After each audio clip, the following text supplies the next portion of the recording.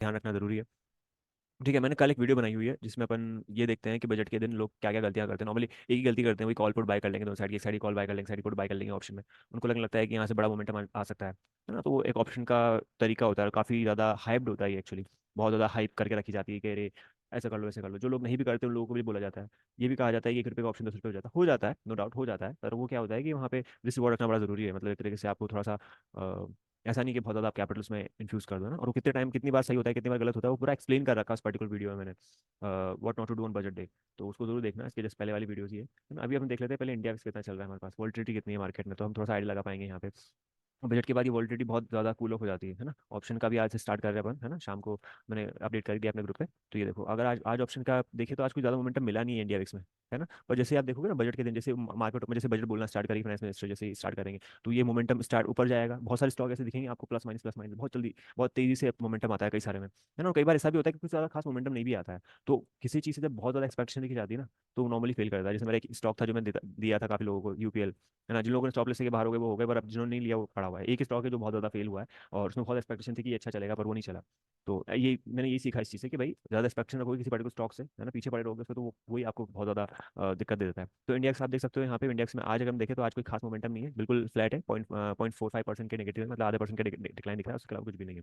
ठीक है, कौन कौन से, एक सेकंड, ये सॉरी मैं इंडेक्स आपको दिखा नहीं पाया। यहाँ पे आप देख सकते हो इंडेक्स का चार्ट खुला हुआ है अपने सामने, है ना। और इंडेक्स के चार्ट में आप देख सकते हो 0.5% का डिक्लाइन है बस, और उसके अलावा कुछ भी नहीं है। मोमेंटम देखें तो लास्ट कुछ टाइम बस वगैरह 13% का आया। कल की रोज की बात करें तो यहाँ पे 2.5-3% का मोमेंटम आया, और प्लस में देखें तो ज़्यादा आया, पर उसके बाद आज में देखें तो कुछ भी खास नहीं है ना। तो देखते हैं, वोल्टिलिटी जैसे जैसे बढ़ती जाती है बजट से पहले पहले बढ़ना स्टार्ट कर देती है। और नॉर्मली जो ऑप्शन बाइंग का तरीका होता है, सेलिंग का तरीका होता है, वो उस वीडियो में बता रखा है मैंने। अच्छा, इस वीडियो में बात करने वाला हूँ इस बजट के कौन कौन सेक्टर्स का अपन थोड़ा ध्यान रख सकते हैं। हमेशा ध्यान रखो कि इंडिया की जो लोकेशन है, जियो पॉलिटिकल लोकेशन है, तो यहाँ पे हमारी देखा जाए तो वर्ल्ड में भी हम काफ़ी अच्छे खासे लेवल पे आते हैं, डिफेंस के मामले में, आर्मी के मामले में, है ना, वेपनरीज वगैरह के मामले में, हर चीज़ में बहुत आगे हैं। और दूसरी चीज़, प्रॉब्लम्स भी हमारी बॉर्डर्स पे भी। तो एक तरीके से गवर्नमेंट क्या करती है, हर हर बजट में डिफेंस का जो बजट है वो थोड़ा थोड़ा बढ़ाती जा रही है।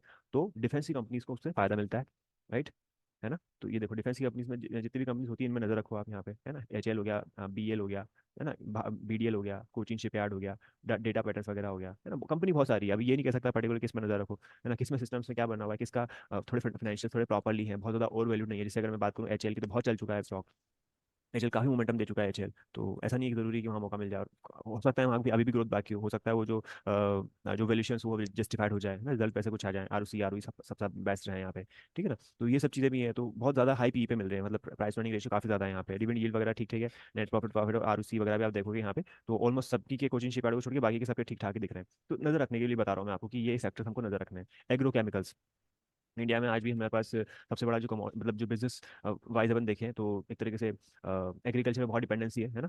तो इस सेक्टर पे बहुत ज़्यादा ध्यान देती है। और ये जो बजट है ये इलेक्शन ईयर वाला बजट है ना, इलेक्शन भी आने वाले हैं, तो इस वजह से इस बजट में कुछ ज़्यादा ही ध्यान रखा जाएगा किसानों का भी, मिडिल क्लास का भी, है ना, लोअर मिडिल क्लास का भी। तो वो उससे रिगार्डिंग कंपनीज पे बहुत ज़्यादा नजर हो सकती है, तो इसलिए भी हमको नजर में रखना बहुत जरूरी है। तो ये कौन कौन सी कंपनीज हो गई, ये धानु का अच्छी चल रही है, रिलीज इंडिया मैंने अभी कुछ टाइम पहले दिया हुआ है ना, यूपीएल चल रहा है, कवर कर लेगा ये थोड़ा टाइम बाद, है ना। तो ये कंपनीज में भी थोड़ा आप नजर रख सकते हो, मतलब कौन कौन से सेक्टर्स हैं जो थोड़े ज़्यादा हो सकते हैं। एयर ट्रांसपोर्ट सर्विसेज वगैरह ठीक ठीक है, एल्कोहलिक बेवरेजेस वगैरह में कोई जरूरी नहीं होता है, इन पर ध्यान दी गवर्नमेंट है ना। ऑटो एंसिलरी ऑटोमोबाइल कंपनीज में भी थोड़ा ध्यान हो सकता है, क्योंकि अगर वो टैक्सेशन में कुछ ना कुछ ऊपर नीचे अच्छा करते हैं तो वो उसका सीधे सा बेनिफिट मिडिल क्लास को कहाँ पड़ता है, वो ऑटोमोबाइल वगैरह जो परचेज करना चाहते हैं उन सब चीज़ों में फर्क पड़ता है। बैंक्स में ऑफकोर्स फर्क पड़ता है पूरी इकोनॉमी को चलाने का सबसे बड़ा मेन एक साइकिल को चलाने का मेन पहिया जो होता है, एक तरीके से बैंक्स बहुत ज़्यादा बड़ा रोल प्ले करते हैं इसमें, तो बैंक्स पे तो ऑफकोर्स नजर होगा ही सही। तो बैंक निफ्टी में भी आप नजर रखना कि कितने फास्ट मोमेंटम आते हैं। मुझे आज भी याद है जब फाइनेंस मिनिस्ट्री में फर्स्ट टाइम, दूसरी बार जब निर्मला सीतारमण फाइनेंस मिनिस्टर बनी थी ना, तो बैंक निफ्टी में 9 मिनट के अंदर, 9 मिनट्स के अंदर बैंक निफ्टी में 1000 पॉइंट का मोमेंटम आ गया था। 9 मिनट के अंदर, मतलब नीचे गई वो और वापस ऊपर आ गई। तो ऐसे बहुत बहुत बहुत मूवमेंट मिल जाते हैं एक बजट के दिन, है ना। और ये मैं बोल रहा हूँ ऐसा होता हुआ हो रहा हुआ है पहले, है ना, जरूरी नहीं है कि अब फिर से हो। तो ये सब चीज़ों का ध्यान रखना जरूरी है, कभी बहुत अच्छा होता है तो कभी बहुत बुरा भी हो जाता है ना। एक बार की बात है, बजट के टाइम पे बजट के दिन 700 650 पॉइंट का मोमेंटम आ गया था। को भी ऐसा भी हुआ है कि कुछ मोमेंटम ही नहीं आया, 300 350 पॉइंट ऊपर नीचे हुई, सब कुछ हो जाता है, क्योंकि उससे पहले कुछ कुछ एक्सपेक्टेशन होती है तो वो कंप्लीट हो जाती है। या फिर उसके बाद में बजट की रैली स्टार्ट हो जाती है, बजट के बाद फॉल भी स्टार्ट हो जाता है ना। तो ये आप चार्ट पे ये चीजें चेक कर सकते हो, मतलब ये निफ्टी का अगर आप चार्ट खोलोगे तो निफ्टी के चार्ट में आपको दिख जाएगा कि भाई हाँ इस टाइम पे ये हुआ है, इस टाइम पे ये हुआ है ना। आप अगर खुद से रिसर्च करना स्टार्ट नहीं कर रहे हो या नहीं किया है, खुद से फाइंड आउट करना नहीं किया है, नहीं करा है, तो अब तक अब आपको कर देना स्टार्ट करना चाहिए। क्या करना है, कुछ नहीं करना। देखो यहाँ पे पीछे जाके कहाँ तक के चार्ट देख सकते हो आप, देखो ये डेली का चार्ट खोल रखा है मैंने। डेली के चार्ट में कहाँ तक पीछे जा सकते हो आप, 2016, 17, 18 सारे चार्ट देख सकते हो आप डेली के चार्ट में। तो ये एक बार चेक करो कि अच्छा अभी आता है फरवरी में, 1 फरवरी में, 2 3 4 साल आई थिंक, उससे पहले मार्च में आया करता था, 1 मार्च को बजट आया करता था। तो 1 मार्च का चेक करना कि उसके बाद क्या हुआ, उसके बाद क्या ट्रेंड चेंज हो गया क्या मार्केट का, ये भी चीज़ें होती है। तो ये आप खुद से भी फाइंड आउट करना स्टार्ट करो। और कौन कौन सी कंपनी को ध्यान रख सकते हैं, है ना। और ठीक है, कैपिटल गुड्स में अपना ध्यान रखना होता है, ये भी थोड़ा सा नज़र में रहता है। इसके अलावा अपना सीमेंट, सीमेंट प्रोडक्ट्स, हाँ केमिकल्स में भी बहुत ज़्यादा रहता है एक तरीके से, तो ये भी एक सेक्टर ऐसा है जिस पर नज़र रखी जा सकती है यहाँ पे। Okay, consumer durables of course ये भी एक नज़र रखने वाला है ना। अब मतलब ऐसे स्पेसिफिक नहीं होता है कि कंपनी का ऐसा फायदा हुआ, कुछ फायदा हुआ, कुछ ना कुछ प्रोजेक्ट्स वगैरह मिलते हैं सोलार में, इलेक्ट्रिक में बहुत काम कर रही है गवर्नमेंट। एग्रीकल्चर मैंने बता ही दिया आपको। इसके अलावा जो अपना डिफेंस का मैंने बता ही दिया। फर्टिलाइजर हो गया, है ना, फर्टिलाइजर क्योंकि पूरा पूरा उस पर डिपेंड रहता है ये, तो फर्टिलाइजर स्टॉक्स भी आप नजर रखो यहाँ पे। फर्टिलाइजर स्टॉक कौन कौन से हो गए, ये फर्टिलाइजर हो गए। ऑलरेडी अपन फर्टिलाइजर में काफी सारा काम मतलब एक्चुअली अपन ले चुके हैं उन कंपनीज को ना। चंबल फर्टिलाइजर हो गया, जीएसएफसी हो गया, तो काफी अच्छे खासे प्राइस अर्निंग रेशियो से मिल रही है कंपनीज, अभी भी कोई बुरी नहीं है मतलब एक तरीके से। बस ये ध्यान रखो कि स्ट्रक्चर अच्छा हो, मतलब स्टॉप लॉस छोटा हो। बिना स्टॉप लॉस अपन को किसी हालत में काम नहीं करना इस मार्केट में, है ना, इस चीज़ का ध्यान रखना। जो कंपनी थोड़ी अच्छी वैल्यूशन पे अच्छी जगह मिल रही हो ना। और भी क्या क्या चीज़ें देखते हैं इन सब चीज़ों में, वो भी मैं बताऊंगा आपको। फंडामेंटल में बेसिक तो क्या क्या देख सकते हैं वो तो अपन बता ही देंगे, डिटेल में जाने के लिए बहुत ज़्यादा पढ़ना पड़ेगा, तो वो नहीं करेंगे, पर हम इतना ध्यान लेंगे। इसके अलावा एनएफएल वगैरह में भी अपन ने किया हुआ है, एनएफएल भी काफ़ी अच्छा चल चुका है यहाँ पे, है ना। तो इन कंपनीज में जो भी अच्छी अच्छी है कंपनीज है, उनको जुआरी का देखो 2.8 पर नहीं चल रहा है यहाँ पे, और इसका ईपीएस वगैरह देखोगे तो बहुत अच्छा खासा है, तो काफ़ी अच्छी कंपनी है एक तरीके से, है ना। नागार्जुन फर्टिलाइजर वगैरह हो गया, तो इन कंपनी से भी एक बार नजर रख सकते हो। फर्टिलाइजर कंपनी से मतलब पूरे सेक्टर पे नजर रखना है आपको एक तरीके, ऐसा नहीं कि एक दो कंपनीज पे रख लिया, ठीक है। और कुछ कोई ऐड करेगा कि कौन सी कंपनीज पे या कौन से सेक्टर्स पे नजर रखा जा सकता है बजट के दिन, कोई ऐड करेगा, किसी को कुछ आइडिया है। चलो अपन मैं आगे बताता हूँ इसमें। Entertainment, DFL, fertilizer, finance, FMCG, gas distribution. हाँ, गैस डिस्ट्रीब्यूशन वाली कंपनीज पे भी आप नजर रख सकते हो। वैसे सारी सारी कंपनी चल रही है, एमजीएल हो गया, आईजीएल हो गया, गुजरात गैस हो गया, पेट्रोनेट एलएनजी हो गया, सारी सारी कंपनीज का आपको ध्यान होगा, मैंने चार्ट शेयर किया हुआ है। एमजीएल में बहुत बड़ा ब्रेकआउट हुआ, अभी तक कंटिन्यू हो रहा है वो, है ना। अ, इसके अलावा लॉजिस्टिक्स में भी ऑफकोर्स थोड़ा बहुत मूव आता है, मरीन एंड पोर्ट सर्विसेज वगैरह में मूवमेंटम आता है। ओके, ऑयल ऑफ कोर्स रहता है ये थोड़ा बहुत यहाँ पे। पेट्रोकेमिकल्स वगैरह का भी थोड़ा ध्यान रखना, थोड़ा मतलब थोड़ा बहुत मूवमेंट आता है, पर इसका मतलब ये नहीं कि पूरा ओवरऑली चलना स्टार्ट करे। अगर कोई बड़ी चीज़ होती है तो फिर मार्केट में अलग से दिखता है ना। रेलवेज का ऑफ कोर्स ध्यान रखना, रेलवेज एक तरीके से गवर्नमेंट के लिए बहुत बड़ा मनी मेकिंग मशीन की तरह भी कह सकते हो आप, बहुत अच्छा खासा वहाँ से रेवेन्यू आता है गवर्नमेंट के पास, है ना। तो रेलवे रेलवे पे भी नजर रखनी जरूरी है ना। मतलब फर्टिलाइज हो गया, रेलवेज हो गया, डिफेंस हो गया, है ना, एग्रीकल्चर कमोडिटीज में केमिकल्स वगैरह हो गया, ये सब चीज़ें टेलीकॉम थोड़ा। Sir. Telecom of telecom course, sector. बिल्कुल बिल्कुल बिल्कुल, टेलीकॉम भी ऑफ कोर्स बहुत ही क्रूशल है। और ऐसा भी हो सकता है कि बीएसएनएल और आइडिया वगैरह का कुछ हो मतलब ऐसी न्यूज़ सुनने में आई है, अब कितनी सही है कितनी गलत है देखना पड़ेगा, तो गवर्नमेंट हो सकता है इनमें भी थोड़ा ध्यान देना स्टार्ट करे, ठीक है। और कौन सा हो सकता है, स्टील शिपिंग नहीं इनमें क्या। इंफ्रास्ट्रक्चर। इंफ्रास्ट्रक्चर तो ऑफकोर्स रहता ही है, इंफ्रास्ट्रक्चर तो मेन है ही एक, ध्यान उस पर तो पूरी नजर रहती है गवर्नमेंट की कि ये स्टॉक मतलब स्टॉक नहीं, एक तरीके से पूरा सेक्टर का ही मोमेंटम स्टार्ट हो जाता है। जैसे अभी रियल सेक्टर काफी अच्छा परफॉर्म कर रहा है काफी टाइम से, ऑलमोस्ट डबल हो चुका है इंडेक्स का रियल्टी का। तो गवर्नमेंट कहीं ना कहीं वहीं से देख रही है, और इलेक्शन ईयर है ना, तो पूरी पूरी कोशिश यही करती है गवर्नमेंट की अच्छा हो बजट हो। उससे 4 साल में भी अगर देखा जाए तो ओवरऑल बजट ठीक ठाक ही था, है ना। कुछ लोग के लिए बहुत कुछ होता है, कुछ लोगों के लिए बहुत कुछ नहीं होगा, कुछ थोड़ा कम होता है, बट होता है वो एक तरीके से। अब अपन बात कर लेते हैं यहाँ पे निफ्टी के चार्ट्स की। तो निफ्टी के चार्ट में आप देखोगे तो कल आई थी डिक्लाइन, आ जाएगा वापस स्ट्रेंथ, है ना। तो आपने क्या नोटिस किया कि 2 दिन से यहाँ पे मार्केट इसी रेंज में है ना। जो सोचते हैं ना कि कॉल भी ले लें पुट भी ले लें, वो लोग इसलिए मर जाते हैं बिकॉज वो क्या करते हैं, कॉल भी लेते हैं पुट भी ले लेते हैं, अब वो मार्केट इसी रेंज में फंसा ले जाता है। वो जो वीडियो मैंने बना रखी है वो वीडियो आप जरूर देख लो, है ना, वो बहुत काम की वीडियो है, आपको थोड़ा आइडिया लगेगा उसमें। उसके बाद अब ये इसमें रहा तो फिर जो आपका प्रीमियम है वो जीरो हो जाएगा लास्ट में। तो जो अभी क्या है मार्केट में काफी लोगों ने मुझसे पूछा था कि ऐसा कर सकते हैं क्या, कॉल भी ले ले पुट भी ले ले, कैसा रहेगा, है ना। एक एक साइड जाएगी तो अपन को पैसा बन जाएगा। जब मार्केट में मोमेंटम आ रहा होगा, 5 मिनट या 15 मिनट का चार्ट खोलना, आपको सिस्टम मैंने समझा रखा है। 2 रुपये 5 रुपये वाली जो कॉल्स होती है पुट होती है ना, बहुत कम क्वांटिटी में, है ना, वो लोग करते हैं। 5 की 50 भी हो जाती है, 5 की 0 भी हो जाती है, तो ये चीज़ का थोड़ा ध्यान रखो। 5 की 10 भी हो जाती है, तो बहुत कम कैसे जैसे होते हैं, और थीटा डी के तो होगा ही होगा, है ना। प्रीमियम तो आपका लगातार गिरता ही जाएगा। तो ऑप्शंस हैं, ऑप्शंस को मतलब जो जिन लोगों को बहुत ज़्यादा रहता है शौक ही मुझे करना है, तो उन लोगों के लिए ये चीज़ काम कर सकती है, सबके लिए काम नहीं करती। बैंक निफ्टी की हम बात करें तो बैंक निफ्टी में यहाँ पे स्ट्रेंथ आ रही है, ये देखो आप देख सकते हो ना, मैंने ये बता रखा था कल वाले उसमें भी कि 46,500 के ऊपर अगर हमको क्लोजिंग मिलती है फ्यूचर में बैंक निफ्टी में, तो हम यहाँ पे स्ट्रेंथ एक्सपेक्ट करेंगे कि यहाँ से मोमेंटम कंटिन्यू अपसाइड हो सकता है ना। ये सेम इसमें भी बैंक निफ्टी का कैश का रवाइज है और बैंक ये निफ्टी का कैश का है, तो निफ्टी एक तरीके से स्ट्रेंथ है, पर बैंक निफ्टी में भी हम कोशिश देख रहे हैं, यानी कि हो सकता है 3 बजे से पहले पहले या तो क्लोजिंग आ जाए, ना आए तो फिर कल की रोज ही कुछ हो।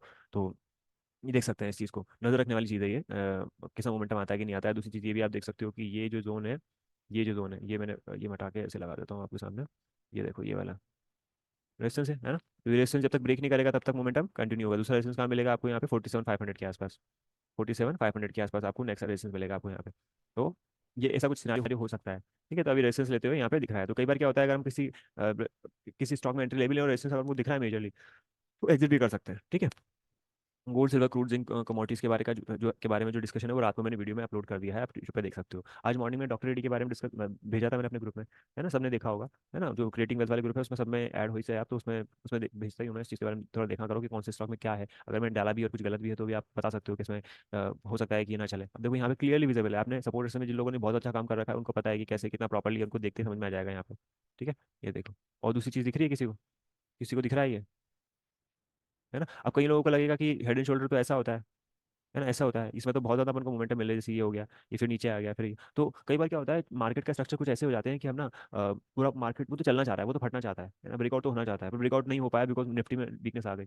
तो फिर क्या करोगे आप? अच्छे से अच्छे ब्रेकआउट फेल हो जाते हैं उस केस में, बहुत कम टिक पाते हैं, क्योंकि ओवरऑल सेंटीमेंट को डिफाइन करते हैं ना, निफ्टी निफ्टी का सेंटीमेंट अच्छे नहीं होंगे तो फिर वहाँ पे कोई पैसा थोड़ा डालना पसंद करेगा। तो ये देखिए आप, यहाँ ब्रेकआउट हुआ, है ना, और पहले पहले 6,000 के आसपास, और ये मॉर्निंग के 1 आवर कैंडल में हमको पकड़ लिया था यहाँ पे, ऑलरेडी मेरे पास बनी हुई थी, इसलिए मैं कहता हूँ मुझे चार्ट बना के रखा करो आप, ताकि आपको ऐसा नहीं हो कि उस टाइम पे पता लगाना पड़े या देखना पड़े कि कहाँ मिल रहा है कुछ नहीं मिल रहा है। देखो यहाँ ब्रेकआउट हुआ है 6,000 के आसपास में, और 6,000 के पास ब्रेकआउट होने के बाद कंटिन्यूशन हो गया, और अब इसके लेवल्स अच्छे आने के चांसेस क्यों है? बिकॉज मैंने स्क्रीनर पे आपको भेजा है कि इसका प्राइस टर्निंग रेशियो क्या है, कैसे परफॉर्म कर रही है इंडस्ट्री के अकॉर्डिंगली, बहुत पीछे चल रही है, मतलब एक तरीके से डॉक्टर डी में ज़्यादा मोमेंटम मिला नहीं कंपेयर टू सिप्ला, सन फार्मा, बाकी जितने लार्ज कैप स्टॉक्स है ना, वो तो थोड़ा सा देख सकते हो इस स्टॉक, मतलब एक तरीके से अपन ने, मैंने बता रखा है आपको कि हम जब भी कोई ब्रेकआउट वगैरह होते हैं तो कितना टारगेट एक्सपेक्ट कर सकते हैं, बता रखा है, नहीं बता रखा है ना? तो ये अब देख सकते हो कि यहाँ पे यहाँ तक अगर मैंने लूँ तो कितना होना चाहिए ये एटलीस्ट 55 से लेकर 6,000, 6,000 मतलब 500 पॉइंट के आसपास मोमेंटम तो मिनिमम मिनिमम मिलना ही चाहिए, तो इसलिए यहाँ पे हम देख सकते हैं 6500 तक के अपसाइड टारगेट जो कि हो जाएंगे इसके लिए।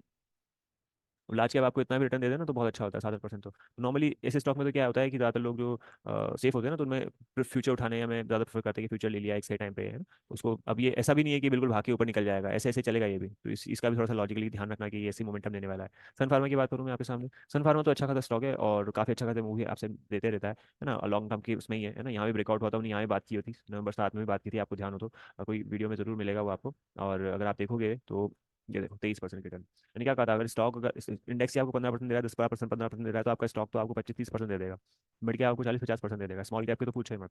और जो जितने भी माइक्रो कैप होते हैं वो डबल से भी ज़्यादा हो चुके हैं, 3-3 4-4 गुना भी हो जाते हैं वो स्टॉक। तो मार्केट क्या है अभी थोड़ा सा समझने की कोशिश करो कि कैसा मार्केट चल रहा है और ये क्या सस्टेन करेगा, बिल्कुल नहीं करेगा, है ना, मार्केट अच्छा डेफिनेटली और आगे बढ़ेगा, बट हम वेट कर रहे हैं कि कुछ अच्छा डिक्लाइन मिले और उसके बाद मोमेंटम मिले तो फिर ज़्यादा अच्छा रहेगा, वहाँ पे आपके अच्छे अपॉर्चुनिटी मिलेगी, आप अच्छा लमसम अमाउंट भी वहाँ पे इन्वेस्ट कर सकते हो, इस चीज़ का भी ध्यान रखना जरूरी है। ठीक है, तो ये चीज़ देखो, यहाँ पे ब्रेकआउट हुआ था ये, और बहुत टाइम वाला ब्रेकआउट हुआ था, छोटा मोटा ब्रेकआउट नहीं हुआ था, है ना, ब्रेकआउट्स पे थोड़ा नजर रखो, अगस्त में क्या हुआ, फिर ये नवंबर तक हुआ, ठीक है, और इसका प्रीवियस हाई चेक करते हैं अपन, है ना, यहाँ पे प्रीवियस हाई देखो, ये प्रीवियस हाई यहाँ पे था 1,000 के आसपास, 1,000 के आसपास वाला जब ब्रेकआउट हुआ तो यहाँ पे भी क्या बना, बनी हुई है लाइन यहाँ पे, बनी हुई ना। तो ये सब चीज़ें जो है ना आपको आदत डालनी पड़ेगी इन चीज़ों की। मैंने क्या कर रखा है कि अपना कोर्स जो होता है उस कोर्स में अपन ये चीज़ें देखते हैं कि अपन ना रिसर्च की वो मेंटेलिटी डेवलप करना स्टार्ट कर देते हैं कि हम किसी के ऊपर डिपेंडेंसी ना रहे, है ना। मैं नॉर्मली कई बार तो ये भी देखता हूँ कि यहाँ पे इस स्ट्रक्चर के या इस स्टॉक के अच्छे रिजल्ट आए या नहीं आए, कई बार रिजल्ट अच्छा भी जाते हैं तो क्या मोमेंटम ही नहीं मिलता, और कई बार बहुत बुरे आते हैं तो चल जाता भी है, तो बहुत सारी चीज़ें होती है। वोल्टास वोल्टास में भी अर्निंग्स अच्छी नहीं आई है, रेवेन्यू बढ़ा है पर उसकी जो प्रॉफिटेबिलिटी वो कम हुई है, पर अर्निंग आज देखो वोल्टास चला है, वोल्टास देखना भी आप, वोल्टास चला हुआ है, वोल्टास शायद चल के वापस रुक भी गया है, तो नहीं नहीं चल रहा है, देखो 1086 चल रहा है, देखो यहाँ पे इसका अर्निंग्स देखो। तो इन चीज़ों को पढ़ना भी थोड़ा सा रहता है, मतलब हर कोई, ये देखो अर्निंग्स नेगेटिव आई है इसकी, तो क्या हुआ मतलब वो कैसे पढ़ रहे हो उस चीज़ को, उसका जो इंटरप्रिटेशन है वो भी तो अलग है ना। अभी कौन कौन सा था, वो कौन सा स्टॉक था जिसका रिजल्ट अच्छा आया था, एचडीएफसी अपना, सब कुछ बढ़िया था, मतलब ऑलमोस्ट सही बता रहा था, पर गिर गया, ये देखो यहाँ पे, है ना, अर्निंग्स में और रेवेन्यू बढ़ाया तो उस वजह से चला गया। दूसरी चीज़ ये भी था कि आपने वोल्टास भी कल के अराउंड मैंने कल दिया था, इसका स्टॉप लॉस थोड़ा बहुत बड़ा था, और वोल्टिलिटी जब होती है ना मार्केट में तो स्टॉप लॉस कुछ काम नहीं करता है यहाँ पे, ये ऑलमोस्ट इस लेवल के पास आया, यहाँ पे स्टॉप लॉस होंगे लोगों की, स्टॉप लॉस खाया और वापस ऊपर चला गया। अभी 1100 का टारगेट है इसके अपने, इसके ऊपर ये टारगेट तो, क्योंकि जो लॉन्ग साइड का ट्रेड बना था ना वो यहीं पे बन चुका था, आपको ध्यान हो तो, ये दिसंबर में और नवंबर के आसपास मोमेंटम दिया था इसने। इसके जो फर्स्ट टारगेट 1100 के, उसके बाद फिर यहाँ पे 1157 के, उसके बाद यहाँ पे 1265 1280 के टारगेट मिल जाएंगे, है ना। और ये आप देख सकते हो यहाँ पे, जिन लोगों को पता है फ्लैग पैटर्न के बारे में आइडिया है आपको, जिन लोगों को पता है, ये देखो फ्लैग पैटर्न बना हुआ है, यस सर। टेक्निकल बहुत अच्छे खासे इजीली तरीके से अपन सीख रहे हैं यहाँ पे, कोई भी आपको दिक्कत नहीं आने वाली, बस प्रैक्टिस करते रहो, जितना प्रैक्टिस करोगे जितना ज़्यादा चीज़ें जानोगे सीखोगे। और भी यूट्यूब पे बहुत सारी वीडियोस है, उनको भी देखो, कोई दिक्कत नहीं है, आप वहाँ से बहुत कुछ सीख पाओगे, बट प्रैक्टिस करना जरूरी है। ऑल मेरा चैनल जो है और ये मैं जो बता रहा हूँ काफ़ी कुछ सफिशिएंट हो जाएगा अगर मेरे अकॉर्डिंगली चलते हो तो आप।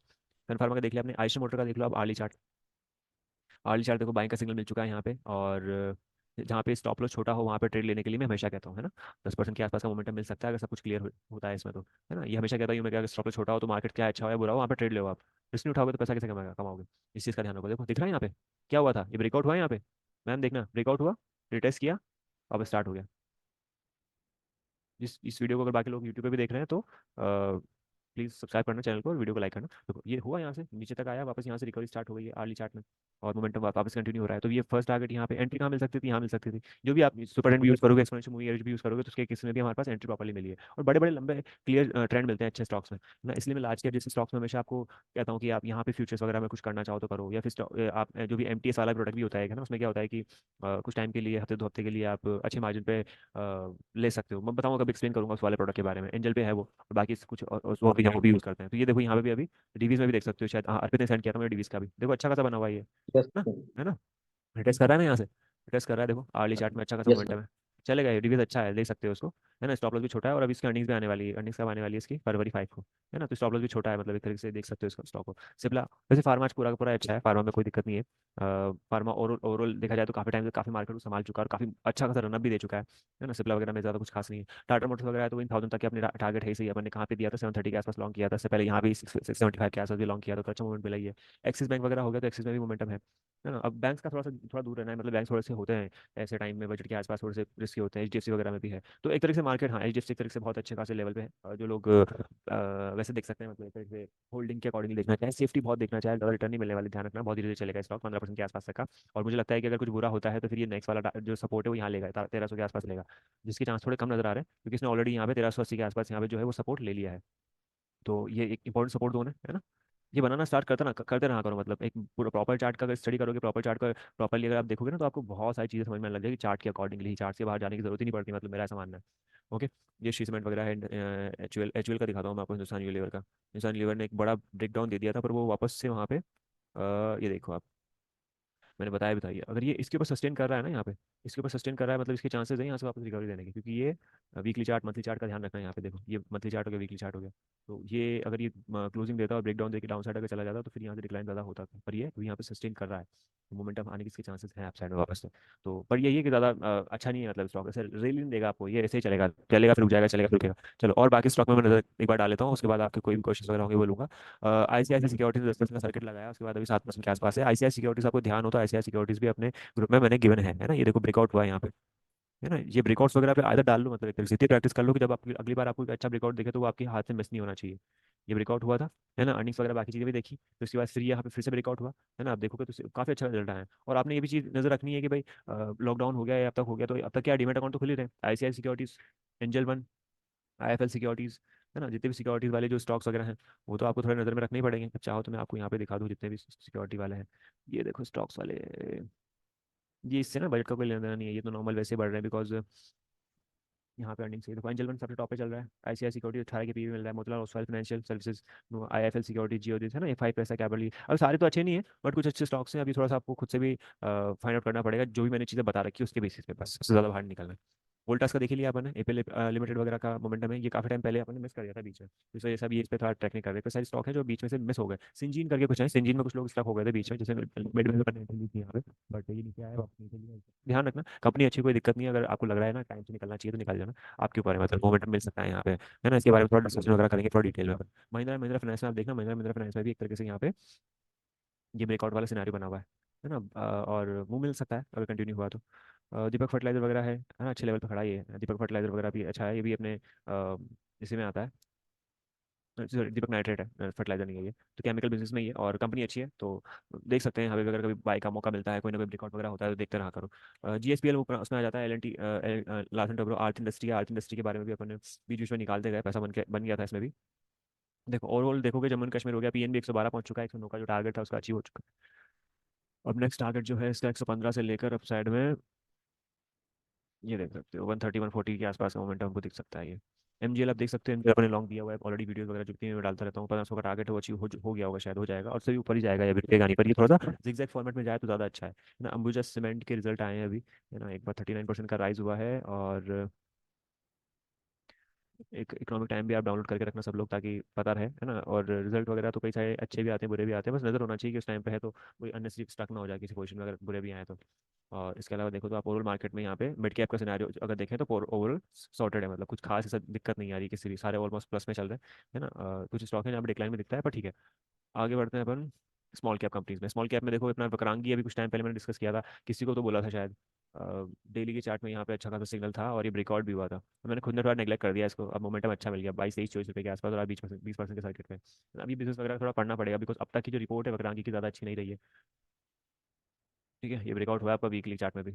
तो मान के चलना कि वीकली चार्ट में अगर ब्रेकआउट हुआ है तो चलो इसमें थोड़ा एनालिसिस करके देख लेते हैं, सपोर्ट बना देते हैं इसके। ये आप देख सकते हो, जितने भी जोन बन रहे हैं ना, ये हडल मिलेंगे इसको अप साइड में 33 के आसपास मिलेगा, उसके बाद सीधे मिलेगा इसको यहाँ पे हडल 46 में, 53-61। और अभी के मार्केट के अकॉर्डिंगली अगर हम देखें तो कुछ भी पॉसिबल है, हो सकता है चला भी जाए। IFCI का भी इतना उम्मीद नहीं था कि 61 हो जाएगा, जो 42 के आसपास एग्जिट करवा दिया था मैंने काफी लोगों को, है ना। 61 के आसपास पहुंच चुका है, और ये देखोगे आप 70 तक के टारगेट दिखा देगा। तो और एंट्री भी 18 के आसपास से तो काफी अच्छा चल चुका है ना। ये नारायण हृदय वाला अपना हॉस्पिटल का चेन है ना। VTL जो है वो टेक्सटाइल का स्टॉक है ना। एल्कलामाइन हो गया, KSCL वगैरह हो गया, ये अपना इसका आ जाता है अपना कावेरी सीड्स करके है कंपनी। तो ये अपना इसमें आ जाता है, पूरा एग्रीकल्चर वगैरह में आ जाता है। तो ये भी ऑफ कोर्स आप देख ही रहे हो ब्रेकआउट होते नजर आ रहा है। तो अगर गवर्नमेंट थोड़ा ध्यान देती है और कुछ करती है तो ये मोमेंटम दे सकता है। ये देखो अभी आप देख रहे हो ना, ये स्ट्रक्चर क्या है, रेंज बाउंड स्ट्रक्चर चल रहा है। अब इस स्ट्रक्चर में कैसे पैसे कमाओगे? यही बॉटम पे बाय करो, टॉप पे सेल करो, बॉटम पे बाय करो, टॉप पे सेल करो। ये भी जो भी रेंज बनी हुई है उस रेंज के अकॉर्डिंग काम करो। मैंने आपको पेट्रोनेट LNG का चार्ट दिखाया था, पेट्रोनेट LNG पे कैसे मोमेंटम बना था 2017 से 2023 में। एक रेंज बनी हुई थी, रेंज ब्रेकआउट हुआ है, देखो कितना टिकता है। रूपा का है, ये पूरा टेक्सटाइल का बिजनेस आ जाता है। तो ये SCI है, शिपिंग कॉर्पोरेशन ऑफ इंडिया है, तो इसमें अच्छा ब्रेकआउट हुआ है। तो मैंने कल वो एक वीडियो में ऑलरेडी एक्सप्लेन कर रखा है। तो ये देख सकते हो आप, कई सारी स्टॉक हैं जहाँ पे मोमेंटम बहुत अच्छे खासे मिल रहे हैं। तो देख सकते हैं यहाँ पे उषा मार्टिन करके है, तो यहाँ पे ब्रेकआउट हुआ था कुछ टाइम पहले। ये देखो आप, ये ब्रेकआउट हुआ है, मूव कितना अच्छा मिला है यहाँ पे। अगर आप देखोगे ओवरऑल अगर ब्रेकआउट की राय भी, तो 12% का मोमेंटम मिल चुका है ऑलरेडी। तो ये है। ओके, अब आपका कोई स्टॉक वगैरह है तो पूछ लो, क्योंकि स्टॉक तो बहुत सारे हैं। कौन से स्टॉक पूछना चाहते हो कर सकते हो। अपने ओवरऑल मार्केट डिसीजन देख लिया, मतलब यहाँ पे मार्केट कैसा क्या चल रहा है, कैसा क्या है। तो एंजल की भी देखे तो एंजल भी काफी अच्छे लेवल से रिकवरी ले रहा है। अब मैं क्या रिकमेंडेशन नहीं दे सकता आपको काफी सारी स्टॉक्स की, बस इस चीज़ का ध्यान रखो कि अगर आपको अच्छे लेवल से मिल रही है और स्टॉप लॉस अगर आपका छोटा है, तो एक तरीके से ये अच्छी अपॉर्चुनिटी मिलेगी कहीं ना कहीं आपको, है ना। अच्छे लेवल से रिकवरी ले रहा है। यहाँ पे देखिए आप क्या बन रहा है, इन लोगों को पता है क्या बन रहा है। ये हैमर बना हुआ है यहाँ पे, हैमर के बाद कंफर्मेशन कैंडल आ हेमर रही है। Sir hammer. समझ में आ रहा है ना। उसके बाद कंफर्मेशन कैंडल हो रही थी, आज मॉर्निंग में दिख गया था मुझे एंजल वन पर। अब मैं नहीं दे सकता मतलब आपको काफी सारे स्टॉक, तो एक तरीके से इसलिए भी मैं रुक जाता हूँ। देख सकते हो आप 20-22% का मोमेंटम मिल जाएगा इस स्टॉक में। तो है ना, और स्टॉप लॉस का ध्यान रखना है फिर भी, चाहे कुछ भी हो, अच्छे से अच्छा बुरे से बुरे में भी आपको थोड़ा ध्यान रखना बहुत जरूरी है यहाँ पे। इसके अलावा ग्रेविटा इंडिया है, ठीक है। ग्रेविटा इंडिया भी बहुत पहले देखा हुआ करता था स्टॉक, और काफी लोगों ने काम भी किया है इसमें भी। अच्छा स्टॉक धीरे धीरे चलता है ये स्टडी। सर एक अवंती सीट्स के बारे में बताओ। अवंती सीड्स के बारे में बताया ना अपन ने अभी। अवंती सीड्स जो है वो अच्छा अवंती सीड्स नहीं है मेरे से मोस्टली, अवंती सीड्स। हाँ ये भी अब एग्रीकल्चर में ही है, तो इसका भी थोड़ा नजर रखना, क्योंकि ये भी चल सकती है बहुत अच्छी खासी। और ब्रेकआउट अभी रिसेंटली कुछ टाइम पहले हुआ है इसका भी। तो 562 के ऊपर अगर कंटिन्यू होता है तो चलना स्टार्ट करेगी ये कंपनी। पर ज़्यादा मूवमेंट रखना, क्योंकि प्रीवियस चार्ट के बेसिस पे भी ये इसी जोन के अंदर चलती रहती है ना। तो मेरे को लगता है 637 के ऊपर ही अच्छा मूवमेंट मिले तो फिर ये 738 और फिर 971 के लेकर फिर आगे मूव स्टार्ट करे। तो इस चीज़ का ध्यान रखना, फ्रेश एंट्री वगैरह मिलती है तो वहाँ रखना, जैसे कि कोई छोटा मोटा स्टॉप मिल जाए तो ज़्यादा अच्छा रहेगा, है ना। तो ऐसा मुझे देखना मतलब, है ना। अभी साउथ इंडिया बैंक दिया हुआ है अपना 35 सर रुपये हो एक चुका है। VIP industry. VIP से दूर हो यार, VIP काफी टाइम से परफॉर्म नहीं कर रही है। VIP और बायोकॉन, बायोकॉन में भी अपने शायद अपने लिया हुआ है, दिया हुआ है, पर बायोकॉन भी कुछ ज्यादा खास मूव दे रहा है। इससे अच्छा तो वहां से अगर छोटा मोटा लॉस भी हो रहा है तो बुक कर आगे कहीं और निकाल दो, ताकि बेस्ट है कि हम कहीं स्टक ना हो जाए फिर, है ना। ये भी देखो कि बायोकॉन भी तो ऑलमोस्ट, अब जो कंपनी नहीं परफॉर्म करी 3 साल से, नहीं कर रही है, नहीं कर रही, तो बैठे कि रुकना थोड़ी ना है। एक्सपेक्टेड था कि ये ब्रेकआउट देगा, रुकेगा, चलेगा, पर नहीं चला, तो अब क्या करें, है ना। बायो और कौन सा बताया तूने? VIP इंडस्ट्री, VIP भी नहीं चली, VIP की जगह सफाई चल गई। इसके बारे में थोड़ा सा मैं पढ़ के बताऊंगा तुम्हें, मुझे भी थोड़ा सा ध्यान नहीं है क्यों, क्या रीजन है इसका, है ना। क्योंकि स्टॉक बहुत सारे होते हैं ना, एक एक चीज़ के बारे में ध्यान रखना बहुत मुश्किल है कि क्या क्या हुआ हुआ। तो हाँ, तो VIP में कुछ ज़्यादा खास नहीं, ये बात जरूर है कि बॉटम से रिकवर हो रहा है। तो कोई ऐसे जो बॉटम से पिक करके ऐसे करना चाहो ना तो कर सकते हो। बाकी मैं पर्सनली सजेस्ट नहीं करूंगा। मैं तो यही कहूंगा कि ज़्यादा अच्छा है कि अभी बजट के अकॉर्डिंग कुछ नजर रखो। साउथ इंडिया दिया था मैंने 35 रुपीज़ का, जहाँ पे बुक वैल्यू अगर अच्छी थी, 30 रुपये का था तो 35 रुपये हो चुका है। अपना आयर चल ही रहा है ना। NFL वगैरह मोमेंटम है ही सही। तो जो अच्छी चल ना उन्हीं में नजर रखना, उन्हीं में आप थोड़ा बहुत ट्रेड कर लो, ऐसा नहीं कि सब में ही आपको घुसना है ना। उषा मार्टिन वगैरह हो गया, इरेडा को TK होल्ड कैप्स। करो सर, इरेडा को। यार इसका मैं कुछ नहीं कर सकता, इरेडा वगैरह का। इसमें देखो मोमेंटम बहुत अच्छा खासा मिल चुका है, तो अब ना कोशिश ये होनी चाहिए आपकी कि एक मतलब रखो, एक ट्रेलिंग स्टॉप लॉस रखो, मतलब कि इसके नीचे तो अपन को देखना ही नहीं है, क्योंकि ये क्या है, सर्किट वाला स्टॉक है, सर्किट चलते हैं और गिरेगा तो सर्किट से गिरेगा। तो थोड़ा सा क्लियर व्यू देना थोड़ा सा मुश्किल है, पर प्रॉफिटेबिलिटी बहुत अच्छी आई है इसकी। चार्ट्स अच्छे हैं, है ना, अर्निंग्स अच्छी मिली है, तो मेरे को लगता है ये चलेगा जरूर। पर अगर ओवरऑल मार्केट में प्रेशर नजर आता है, दिखाई देता है, तो फिर सब पे इम्पैक्ट आएगा, फिर आपका स्टॉक या मेरा स्टॉक नीचे, ऐसा नहीं है। ठीक है, तो ये है वाली सर बात एक में इसमें। सर एक आपने भी एक स्टॉक के बारे में बताया था, सिग्नेट इंटरनेशनल, वो क्या नाम है उसका? सिंजीन। सी हाँ, Syngene. Season season. International. Syngene के वो बारे ले में बोला। रखा है तो उसका क्या होल्ड करें क्या करें? हाँ 746 के आसपास चल रहा है यार ये स्टॉक। और जो ब्रेकआउट हुआ था लास्ट टाइम वो भी इसी के अराउंड कुछ हुआ था। चलेगा स्टॉक तो ठीक है, बॉटम से काफी अच्छा परफॉर्म किया है और इसका अर्निंग्स भी आई है ना। अर्निंग्स में तो बिल्कुल नेगेटिव दिखा रहा है, आप तो देख लो, पर चल गया ना स्टॉक यहाँ ऊपर। तो कई बार अर्निंग्स भी एक तरीके से बहुत ज्यादा समझ पाना थोड़ा सा मुश्किल हो जाता है रिटेलर्स के लिए, है ना। क्योंकि ये देखो यहाँ पे ब्रेकआउट होता है, यहाँ पे कुछ देखा था ये 630 के आसपास देख लेना, 730 के आसपास अगर एग्जिट करना चाहो तो, और अगर ये ब्रेकआउट दे दे तो फिर रुक जाना। फिर 842 तक के टारगेट्स में अप साइड में ही दे देगा। ठीक है, स्टॉक सारे अच्छे चल रहे हैं आज, कोई दिक्कत नहीं, मतलब ओवरऑल मोमेंटम है यहाँ पे। अडानी के स्टॉक भी देखोगे तो अडानी में भी आज, अडानी पावर में मोमेंटम है। 566 इसमें तो होता ही है क्योंकि इसमें तो अच्छा खासा रिजल्ट वगैरह आया है, तो ये चलना चाहिए ब्रेकआउट अडानी देने के ग्रीन बाद। के रिजल्ट भी बहुत अच्छा है सर। हाँ ग्रीन के रिजल्ट अडानी भी ग्रीन अच्छे के। हैं। ये क्या स्टॉक ऑलरेडी चल चुके हैं ना, तो अब इसमें क्या है, रिजल्ट से कोई ज़्यादा कुछ खास फर्क नहीं पड़ता मेरे मेरे ख्याल से तो ऐसा। ठीक है, एल आई सी वगैरह भी चल रहा है आपका, L I C housing finance वगैरह भी चल रहा है। उस स्टॉक तो ओवरऑल पूरा मोमेंटम है ही सही, दिक्कत नहीं है किसी भी स्टॉक में ऐसा कुछ खास। सर ठीक एक है, पॉलिसी बाजार का भी रिजल्ट बहुत अच्छा है। ये बाजार देख लेते हैं पीबी अपन। फिनटेच। देखता हूँ पॉलिसी बाजार भी देखता हूँ मैं। पॉलिसी बाजार देखते हैं अपन। पॉलिसी बाजार में क्या होता है कि जितने स्टॉक सेलेक्ट कर रखे हैं फंडामेंटली अच्छे स्टॉक सेलेक्ट कर रखे हैं, कई सारे स्टॉक और भी अच्छे हैं पर उनको अब वॉच लिस्ट बना नहीं सकते तो इसलिए ऐड नहीं कर रखा। ठीक है चलेगा, ये गिरा भी काफी सही है, ये 400 रुपये के लेवल से 1400 400 रुपये रह गया, रिकवरी आई है। तो अब ये क्या है, मिडवे में कह सकता है यार यहाँ पे मोमेंटम मिलेगा ये, पर फिर भी अपन थोड़ा अगर यहाँ पे टेक्निकल बनाते हैं तो ठीक है। क्या होता है स्टॉक ना पर्टिकुलर ही होनी चाहिए कि भाई मेरे को स्टॉक समझता है तो वही स्टॉक आप करो, सारे स्टॉक में नहीं घुसना अपन को। ये भी अच्छा है, ये भी अच्छा है, मोमेंटम मिल रहा है तो काम करके निकल जाओ वाला चीज़ है ऐसे। ठीक है, और तो कुछ भी नहीं है। यस। कवर करें yes class, sir. Yes sir. है ना। ओके।